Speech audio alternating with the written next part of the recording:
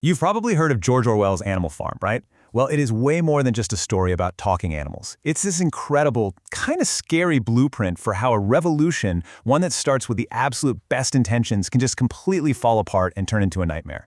It's a classic allegory, of course, pointing right at the rise of Stalinism. So today, we're going to dissect this failed revolution, piece by piece.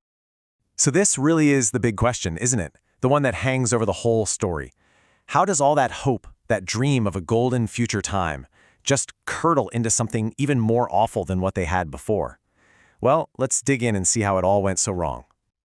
All right, so let's set the scene. We're at Manor Farm, and honestly, it's a pretty miserable place. The guy in charge, Mr. Jones, let's just say he's not winning any Farmer of the Year awards. For the animals, life is just endless, backbreaking work with basically nothing to show for it. The whole place is just a tinderbox, just waiting for a spark. And then, into this total gloom, comes this voice of hope. It's old Major, this wise, respected old pig who knows he doesn't have much time left.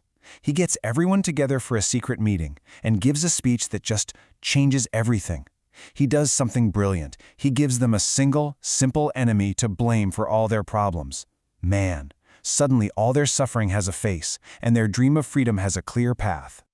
And here's the key thing to get. Old Major doesn't just rant. He lays out a whole philosophy, a complete package deal. He tells them, here's the problem, your lives are awful. Here's the enemy, man. And here's the solution, rebellion. He even gives them a rallying cry, an anthem called Beasts of England. And this song, it's like a hit single. It goes viral on the farm. This whole package, this vision, gets a name: animalism. So, the actual rebellion? It happens way faster than anyone thought. Jones gets wasted, again, and completely forgets to feed the animals. And that's the last straw. They just snap. They rise up, and boom, they kick Jones and his guys right off the farm. It's this sudden total victory, and man, does it feel good. And what's the first thing they do with this newfound freedom? They go on a rampage, but in a good way. They grab all the tools of their oppression, whips, nose rings, all of it, and just torture them in a massive bonfire. Then, in this really powerful moment, they paint over the sign for Manor Farm. From now on, it's Animal Farm. A totally new chapter is starting. Okay, so to make sure this new society doesn't fall apart, they need some rules. The pigs, who are, the cleverest animals around, take the big ideas of animalism and boil them down into 7 commandments. Think of it as their constitution. They paint them in huge white letters on the side of the barn for everyone to see. This is supposed to be the unalterable law that'll keep them from ever becoming like humans. And that first summer, it's incredible. It's like a dream come true. The harvest is the biggest they've ever had. Everyone's working their tails off, but they're happy to do it because for the first time, they're working for themselves. It feels like they've actually built a paradise. But, and you knew there was a but coming, this perfect harmony is way more fragile than anyone realizes. The first little cracks are already starting to show. See, corruption rarely starts with some big, dramatic, evil act. It's usually small. It's a whisper. One day, the milk from the cows just disappears. Then, they decide all the fallen apples, well, those are just for the pigs. It might not seem like a huge deal, but this is it. This is the very first crack in that core idea that all animals are equal. So how do they get away with it? Well, they have a secret weapon, a pig named Squealer. And this guy can talk his way out of anything. He's a master of spin. He tells the other animals, hey, look, we pigs are the brain workers. We need this milk and these apples to stay smart, for your sake. And then he pulls out the trump card, the one thing that shuts down all arguments. You don't want Jones to come back to you. And just like that, the conversation is over. So, now that the idea of some animals are more equal than others has been planted, the next step in the downfall is, you guessed it, a power struggle. It all comes down to the 2 top pigs, Snowball and Napoleon.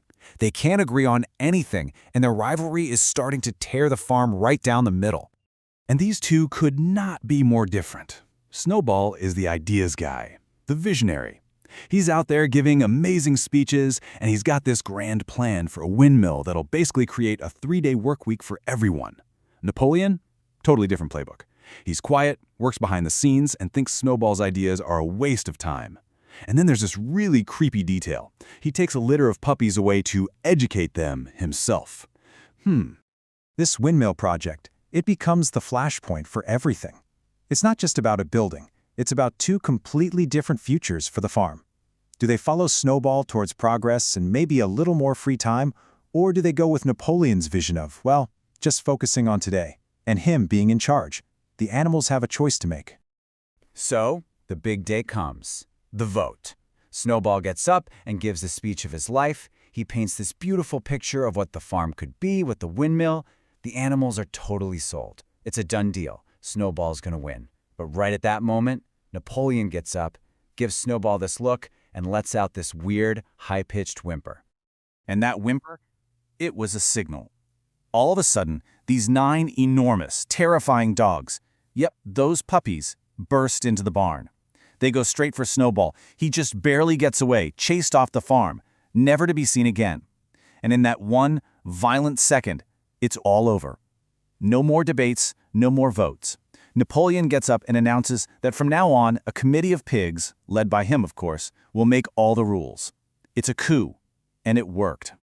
So, with Snowball out of the picture and his personal attack dogs at his side, Napoleon is now in charge. And that slow slide into corruption we saw earlier, that's over. Now it's a full-on nosedive into a straight-up dictatorship, and his main tools are going to be lies and fear. Job number 1 for Napoleon is to erase the real Snowball from everyone's memory. He's got to turn him into a villain. But there's a problem. The animals remember what really happened. Boxer, this super strong and loyal horse, even speaks up. He's like, wait a minute, Snowball was a hero. I saw him fight bravely at the Battle of the Cowshed. But facts don't matter when you've got Squealer. The propaganda machine kicks into high gear. Squealer doesn't just chip away at Snowball's reputation, he bulldozes it. He comes out saying he has secret documents that prove Snowball was a spy for Mr. Jones from the very beginning. It's textbook totalitarianism, right? If you can control what people believe about the past, you control what they do in the present. Then, the pigs just start acting like humans. They move into the farmhouse, they start sleeping in beds. And when the other animals are like, hey, wait, what about the commandment? They go look at the barn wall and the rule has been edited. It now says, no animal shall sleep in a bed with sheets. It's so sneaky. Later on, after some truly horrible events, the same thing happens to the rule about not killing other animals. They're not just breaking the law, they're literally rewriting it to justify what they've already done. But you can only control people with lies for so long. Eventually, the threat of Jones coming back and the stories about Snowball start to lose their punch. Napoleon knows he needs something stronger to keep everyone in line. So he moves on from propaganda to pure terror. He puts on this horrifying show. A few pigs who had disagreed with him in the past are dragged out. They're forced to confess to these crazy crimes, saying they were working with Snowball. And then, right there in front of everyone, the dogs just tear their throats out. And it doesn't stop.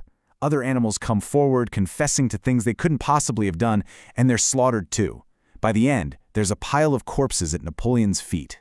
The 6th commandment isn't just broken, it's been annihilated. And then comes the final nail in the coffin of the revolution. Napoleon bans Beasts of England. He outlaws the Song of the Rebellion. Squealer's explanation is just chillingly cynical. He says the song was about creating a better society and, well, look around. They've achieved it. This is it. This is paradise. By killing the song, he's trying to kill the very memory of what they were originally fighting for. So there you have it, the whole tragic journey. It starts with this incredible moment of pure hope from Old Major's dream. Then it slides into the quiet corruption of special treatment for the pigs. And it ends in the absolute brutal tyranny of Napoleon's rule. The revolution didn't just fail, it ended up right back where it started, only worse. And that leaves us with Orwell's big, haunting question. What's the point of overthrowing your masters if your new leaders just become exactly like them? It's this timeless warning, right, about how the best ideals can be poisoned from the inside. And it leaves you with that chilling final image from the book. Looking from the pigs to the humans and back again, and realizing you just can't tell which is which anymore.